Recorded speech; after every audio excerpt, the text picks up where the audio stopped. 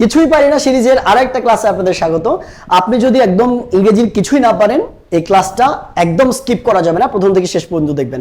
আজকের এই ক্লাসে আমরা শিখবো ডু বা ডাজ দিয়ে কিভাবে আপনি অসংখ্য বাক্য তৈরি করে ফেলতে পারবেন এবং এগুলোর ব্যবহার আমরা কিভাবে করব। হ্যাঁ বোধক এবং না বোধক দুই ধরনের বাক্যই আমরা শিখবো ইনশাআল্লাহ। খুব সিম্পলি আমরা একটু শিখে নিব যে ডু কখন ব্যবহার করতে হয় এবং ডাজ কখন ব্যবহার করতে হয়। ডু ব্যবহার করতে হয় যখন সাবজেক্টটা আই কিংবা প্লুরাল থাকবে, অর্থাৎ একের অধিক ব্যক্তি বা বস্তুকে বোঝাবে, অথবা সাবজেক্টে যদি আই থাকে তবে তার সাথে আমরা ডু ব্যবহার করব।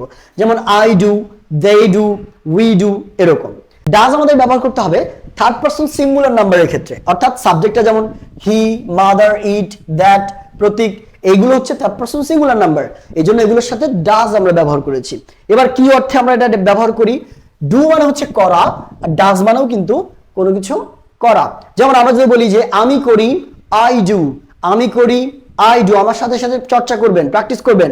আমি করি, আই ডু, আমি কাজটি করি, আই ডু দ্য ওয়ার্ক, আমি জবটি করি, আই ডু দ্য জব, আমি কিছু একটা করি, আই ডু সামথিং। ঠিক আছে, সেম ভাবে দেখেন, সে করে, হি ডাজ। ডাজ কেন হবে? কারণ হির সাথে থার্ড পারসন সিঙ্গুলার নাম্বারের সাথে ডাজ ব্যবহার করব আমরা। সে করে, হি ডাজ, সে কিছু একটা করে, হি ডাজ সামথিং, সে কাজটি করে, হি ডাজ দ্য জব, সে কাজটি করে, হি ডাজ দ্য জব। এইভাবে আপনি কিন্তু করবেন। তারপর দেখেন, তুমি করো, ইউ ডু, তুমি করো, ইউ ডু, তাহলে তুমি কিছু একটা করো, ইউ ডু সামথিং, তুমি যে কোনো কিছু করো, ইউ ডু এনিথিং, তুমি কাজটি করো, তুমি চাকরিটি করো, ইউ ডু দ্য জব। এইভাবে আমরা করব। এখানে একটা কথা একটু বলে রাখা ভালো যে পজিটিভ বাক্যের ক্ষেত্রে ডু বা ডাজের ব্যবহার খুবই নগণ্য। যেমন কিছু অবজেক্টের সাথে আমরা ডু বা ডাজ ব্যবহার করতে পারি, এই কথাটা আপনি আস্তে আস্তে পরে বুঝবেন, এখন না বুঝলেও। কিন্তু যখন নেগেটিভ সেন্টেন্স চলে আসে তখন ডু বা ডাজের অসংখ্য ব্যবহার আসে। ঠিক আছে, আমরা সেটা দেখব। এখন এই বাক্যগুলোকে আমরা নেগেটিভ কিভাবে করব দেখেন, খেয়াল করে দেখেন। এখানে খেয়াল করি আমরা, আমি করি, আমরা বলেছিলাম আই ডু, আমি করি না, আই ডু নট। তাহলে আমরা যদি বলি যে আমি কাজটি করি, আই ডু দ্য ওয়ার্ক, আমি কাজটি করি না, I do not do the work. ঠিক আছে, তারপর আমি বলি যে তুমি করো, ইউ ডু, তুমি করো না, ইউ ডু নট। তাহলে আমরা যদি বলি তুমি বিশ্বাস করো না, ইউ ডু নট ট্রাস্ট, তুমি আমাকে বিশ্বাস করো না, you do not trust me, তুমি তাকে বিশ্বাস করো না, you do not trust him. এইভাবে, ঠিক আছে। সে করে না, হি ডাজ নট, সে করে, হি ডাজ। তাহলে আমরা যদি বলি যে সে কাজ করে না, হি ডাজ নট ওয়ার্ক, সে অপেক্ষা করে না, হি ডাজ নট ওয়েট, এরকম হবে। সেম ভাবে তুমি করো না, ইউ ডু নট, তুমি গণনা করো না, ইউ ডু নট কাউন্ট, আমরা করি না, উই ডু নট, অর্থাৎ আমরা কোন একটা কাজ করি না, যেমন আমরা গান গাই না, তাহলে কি হবে? We do not sing. আমরা খেলি না, উই ডু নট প্লে। আমরা অপেক্ষা করি না, উই ডু নট ওয়েট।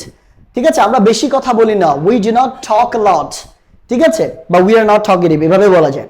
তারপরে দেখেন, বন্ধুরা করে না, ঠিক আছে, বা তারা করে না, দে ডু নট, বন্ধুরা করে না, ফ্রেন্ডস ডু নট। তাহলে তারা করে না, তারা কি করে না? তারা অপেক্ষা করে না, দে ডু নট ওয়েট, তারা কাজ করে না, দে ডু নট ওয়ার্ক, বন্ধুরা কাজ করে না, ফ্রেন্ডস ডু নট ওয়ার্ক। তারপর আমরা যদি বলি যে এগুলো করে না, এগুলো কাজ করে না, this do not work, this do not work, এগুলো কাজ করে না। তার মানে এই যে কাজ করা বোঝাতে কি বোঝায়? যে এগুলো আসলে সচল না, এগুলো অক্ষম, অচল, এরকম। সেম ভাবে মা করে না, মাদার ডাজ নট, তাহলে মা রান্না করে না, mother does not cook, mother does not cook. Same ভাবে এটা করে না, দিস ডাজ নট, অথবা ইট ডাজ নট, তাহলে এটা অপেক্ষা করে না, ইট ডাজ নট ওয়েট। যেমন টাইমের ক্ষেত্রে আমরা বলতে পারি যে সময় এটা অপেক্ষা করে না, time it does not wait, এটা অপেক্ষা করে না। সেম ভাবে প্রতীক করে না, প্রতীক মানে হচ্ছে একটা নাম, তাই না? তারপরে আমরা ডাজ ব্যবহার করব। তাহলে প্রতীক ডাজ নট, প্রতীক কি করে না?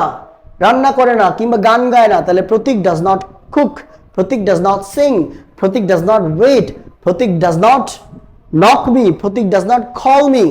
এইভাবে আপনি অসংখ্য বাক্য তৈরি করতে পারবেন। তারপর আমরা আগামী ক্লাসটা ইনশাল্লাহ খুব সুন্দর করে করব। আজকের ক্লাস থেকে ডু বা ডাজ দিয়ে অসংখ্য বাক্য আপনি তৈরি করে ফেলতে পারবেন। সো আমাদের কিছুই পারি না এই সিরিজ ইনশাল্লাহ আপনাদেরকে একদম ধরে ধরে বেবি স্টেপের মাধ্যমে ইংরেজিটা শেখাবে।